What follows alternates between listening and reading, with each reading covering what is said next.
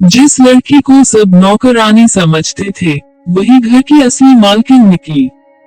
सुबह के 5 बजे थे। शहर के सबसे बड़े बंगले का गेट खुला और एक साधारण कपड़ों में लड़की अंदर आई। हाथ में पुराना बैग, आंखों में डर और चेहरे पर थकान। उसका नाम था आरती। आज वह इस घर में नई नौकरानी बनकर आई थी।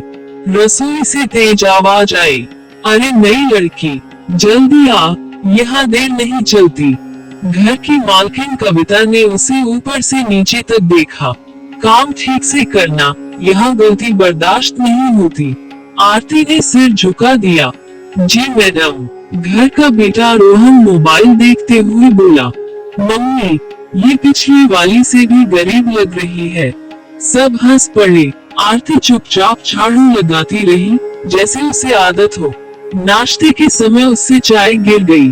कविता चिल्लाई, अंधी हो क्या? रोहन बोला, ऐसी नौकरानी रखोगी तो घर डूब जाएगा। आरती ने आंसू रोकते हुए कहा, सॉरी, दोबारा नहीं होगा। दोपहर में सब सो गए तो आरती आंगन में बैठकर एक बुजुर्ग आदमी की फोटो देखने लगी। वह धीरे बोली, मैं आ गई हूँ, जैसा आपने कहा था। तभी रोहन आ गया। काम करने आए हो या ड्रामा करने? उसने फोन वापस फेंक दिया। शाम को पार्टी की तैयारी हुई। कविता ने सख्ती से कहा, ऊपर वाले कमरे में मत जाना, वो मालिक का कमरा है। आरती कुछ पल के लिए रुक गई, जैसे उस कमरे को पहचानती हो। रात में सब सो गए। आरती धीरे धीरे सीढ़ियां चढ़ी और कमरे के दरवाजे को छुआ। उसकी आंखों से आंसू गिर पड़े। मैं वापस आ गई। तभी पीछे से आवाज आई, तुम यहाँ क्या कर रही हो? आरती पलटी। सामने खड़े थे घर के असली मालिक विक्रम सिंह। सब लोग भागकर ऊपर आए। कविता बोली, सर, ये नई नौकरानी चोरी करने आई थी। आरती घबरा गई। नहीं, मैंने कुछ नहीं किया। विक्रम ने पूछा, नाम क्या है? आरती। नाम सुनकर वो चौंक गए। फिर उनकी नजर उसकी कलाई की पुराने कड़े पर पड़ी। ये कड़ा कहाँ से मिला? मेरे पापा ने दिया था, बचपन में। पापा का नाम? आरती की आवाज भर आई, विक्रम सिंह। कमरा शांत हो गया। विक्रम की आंखों से आंसू निकल आए।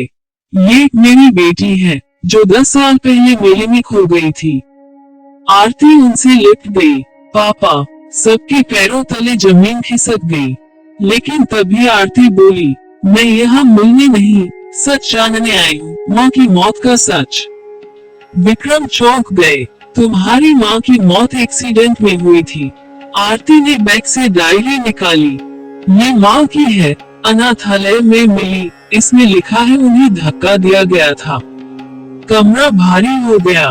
तभी पुराने नौकर रामू बोले, साहब, सच छुपाना पाप होगा। मैंने देखा था, रोहन बाबू से झगड़ा हुआ था, गुस्से में धक्का लग गया।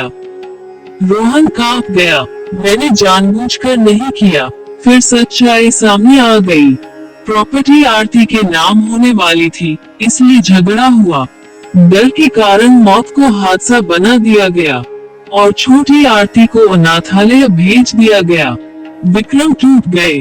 तुम लोगों ने मेरी पत्नी छीन ली और बेटी भी। उन्होंने फोन उठाया, पुलिस बुलानी पड़ेगी। रोहन घुटनों पर बैठ गया।